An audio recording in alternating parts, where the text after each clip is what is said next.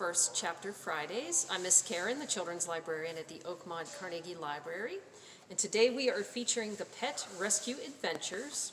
It's a series of heartwarming animal tales. Each book focuses on one kitten or puppy and their unique journey to find out their forever home. A wonderful collection of heartwarming tales perfect for animal lovers. The book level, is 4th grade. And the accelerated reader points for these books are 2 points per book, for those of you who test for accelerated reader. There are so many books in this series, but guess what? They are all checked out of the Oakmont Carnegie Library. So normally I would have the books on display here for this video. Somebody borrowed them all, so that's awesome. We do have more on the way, and you can always hop on to our catalog at oakmontlibrary.org, and you have access to all 45 libraries in the system. We can have them delivered here. So make sure you hop on and order some of these books. They're really fun. The one that I chose for today is Lost in the Snow, because it's winter. So I'll read the first couple of pages of this one. You can see this little tiny kitten on Chapter 1. Rosebridge Farm was a beautiful place in the fall. The leaves on the big oak tree at the corner of the barnyard had turned golden, and every so often a few of them would whirl down to the ground and scare the hens.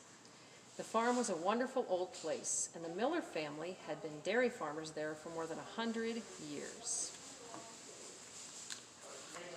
There were stables, a big barn, and a charming old farmhouse that looked cozy and inviting in the autumn sunshine.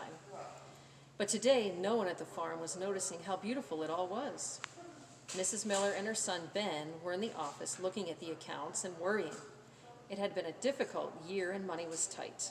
Outside in the yard, Sarah, Mrs. Miller's 13-year-old daughter, was trying to give the hen house a makeover. Ow, she yelped as she hit herself with a hammer for the 4th time. Sorry, chicks, she said to the hens who were scratching and pecking around her feet. You're just going to have to wait for Ben to come and help me. She put down the hammer and headed off to the farmhouse, but as she passed the stables, something made her stop. What was that funny squeaking noise? Sarah peered over the half-door at Gus, their old pony. He gazed back and snorted, shaking himself all over. Then he nosed down at a pile of straw practically underneath him. His face seemed to be saying that he wasn't complaining, but really, of all the places. Rosie, you had the kittens, exclaimed Sarah excitedly. She leaned so far over the door that she almost fell into the stable.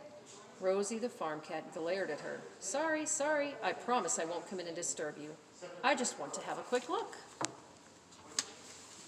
The kittens were snuggled up next to Rosie in Gus's bed of straw.